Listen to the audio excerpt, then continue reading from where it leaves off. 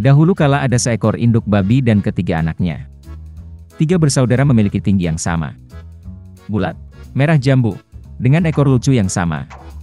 Sepanjang musim panas babi bermain di rerumputan hijau, berjemur di bawah sinar matahari, berjemur di genangan air. Tapi kemudian musim gugur telah tiba.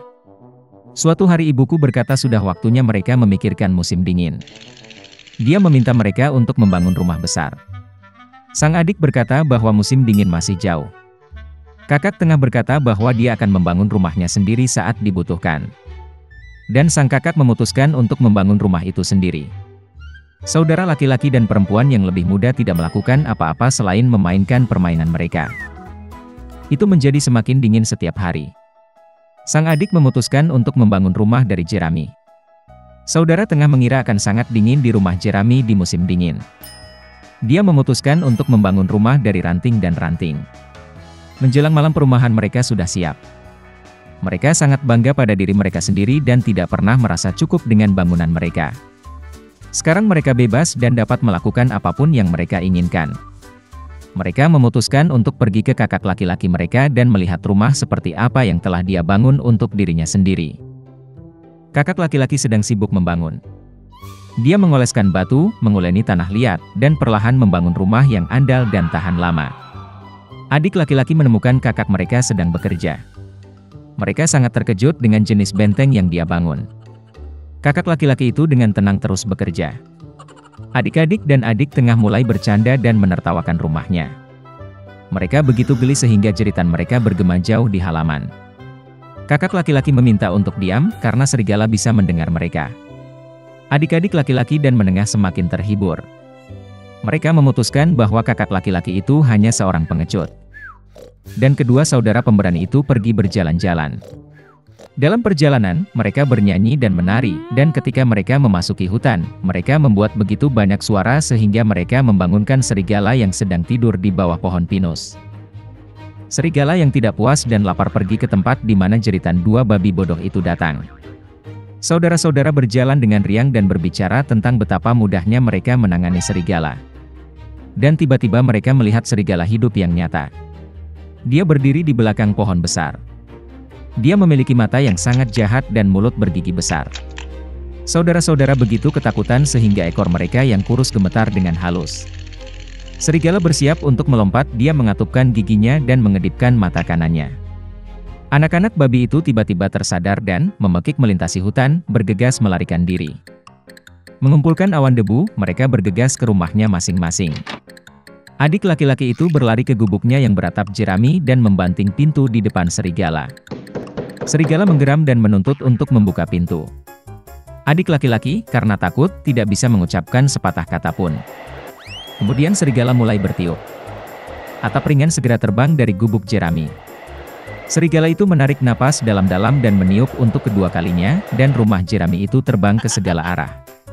Serigala itu senang, mematahkan giginya dan menerkam adik laki-lakinya. Tapi babi itu dengan cekatan mengelak dan lari. Dia lari ke rumah saudara tengah. Saudara-saudara berhasil mengunci diri dan saling memandang dengan cemas. Serigala itu marah dan mulai meniup. Rumah itu agak miring. Serigala itu meniup sedetik, lalu ketiga, lalu keempat kali. Tapi rumah itu masih berdiri.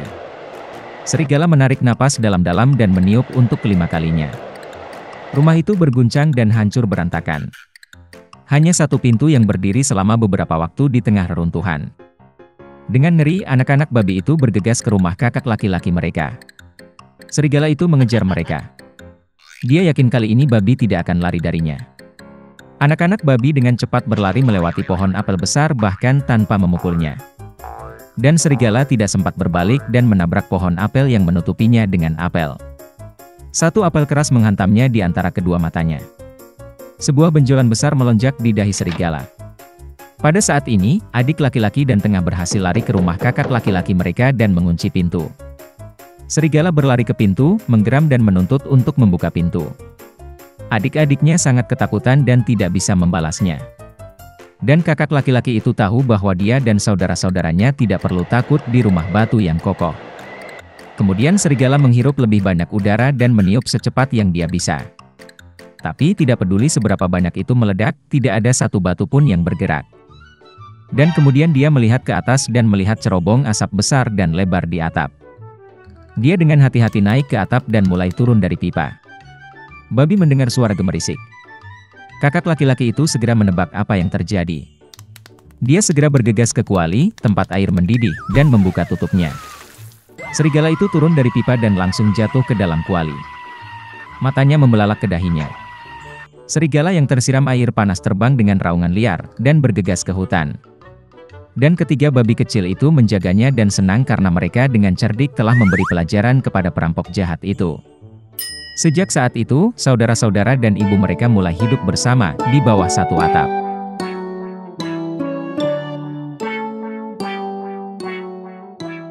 Seorang gadis bernama Alice lelah berjalan sepanjang hari tanpa melakukan apapun. Panas membuatnya mengantuk. Tiba-tiba dia melihat kelinci putih yang sedang terburu-buru di suatu tempat. Tampaknya aneh bagi gadis itu bahwa dia berbicara kepada dirinya sendiri dan terus melihat arlojinya. Terbakar dengan rasa ingin tahu, Alice bergegas mengejar kelinci itu, dan tanpa ragu-ragu melompat setelah dia ke dalam lubang. Di dalamnya ada sumur yang dalam, dindingnya dilapisi rak buku. Alice jatuh sangat lambat dan berhasil melihat semuanya dengan benar. Begitu sampai di dasar sumur, gadis itu melihat meja kaca dengan 3 kaki. Di atasnya tergeletak kunci emas kecil dan semacam botol. Alice mencoba membuka pintu dengan kuncinya, tetapi ternyata pintu itu terlalu kecil. Melihat sekeliling, dia melihat sebuah pintu kecil. Untuk membukanya dan menemukan dirinya berada di taman yang megah, Alice harus minum dari botol dari meja. Setelah menyesap beberapa kali, dia mulai mengecil. Gadis itu menyusut begitu cepat sehingga dia tidak punya waktu untuk mengambil kunci dari meja. Kemudian dia melihat pai ajaib di lantai. Segera setelah Alice menggigit, dia mulai tumbuh dengan cepat ke atas. Gadis itu telah tumbuh begitu besar sehingga dia tidak bisa melewati pintu yang disayanginya lagi. Alice mulai menangis begitu banyak sehingga segera genangan air besar terbentuk di dekatnya. Pada saat itu dia melihat kelinci putih. Gadis itu memanggilnya, tetapi dia sedang terburu-buru, dan dengan ketakutan menjatuhkan sarung tangan dan kipasnya. Alice mengambilnya dan menyadari bagaimana dia mulai menyusut. Alasannya adalah penggemar sihir. Alice jatuh ke dalam genangan air matanya sendiri. Ketika dia terlempar ke darat, gadis itu kembali memperhatikan kelinci. Dia bingung Alice dengan pembantunya, dan memerintahkan untuk segera pulang untuk sarung tangan baru dan kipas angin. Gadis itu berlari untuk melaksanakan perintah itu. Di rumah kelinci, dia tidak bisa menahan rasa ingin tahunya, dan meminum cairan dari botol. Ini mengarah pada fakta bahwa Alice tumbuh menjadi sangat besar dan dengan cepat memenuhi seluruh rumah. Dia bisa menyusut hanya berkat pai. Setelah mendapatkan kembali dimensi sebelumnya, gadis itu lari. Segera dia melihat jamur besar di mana ulat biru besar sedang duduk. Alice mengeluh padanya tentang perubahan tinggi badannya yang konstan. Ulat itu menyarankan gadis itu untuk memakan sepotong jamur. Alice makan sedikit dan akhirnya kembali ke tinggi normalnya. Dan dia melanjutkan. Tiba-tiba Alice melihat sebuah rumah. Masuk ke dalam, gadis itu berada di dapur, di mana dia melihat Duchess dengan bayi menangis di pelukannya. Seekor kucing besar sedang duduk di lantai, tersenyum lebar. Duchess menjelaskan kepada Alice bahwa dia tersenyum karena itu adalah kucing Cheshire. Tiba-tiba kucing itu menghilang dan bayinya menangis. Duchess memberikan anak itu kepada Alice, dan dia sendiri pergi ke ratu. Gadis itu terkejut saat mengetahui bahwa dia tidak menggendong seorang anak, tetapi seekor babi kecil yang nyata. Ketika kucing itu muncul kembali, dia menyarankan Alice untuk menemukan Marechare. Dan kemudian dia menghilang, dan hanya senyumnya yang tersisa di udara. Gadis itu berangkat. Segera dia melihat rumah Marechare. Alice datang tepat pada saat dimulainya pesta teh. Mejanya besar sekali, tapi hanya si Marechare, Mad Hatter, dan Sonya si tikus yang duduk di sana. Mereka tidak mengizinkan siapapun duduk di meja, dan mengatakan bahwa tidak ada ruang. Alice mengetahui bahwa mereka dipaksa untuk minum teh tanpa henti sebagai hukuman karena membunuh waktu. Si kelinci dan si Hatter mengejek gadis itu dengan segala cara yang mungkin dan mengejeknya.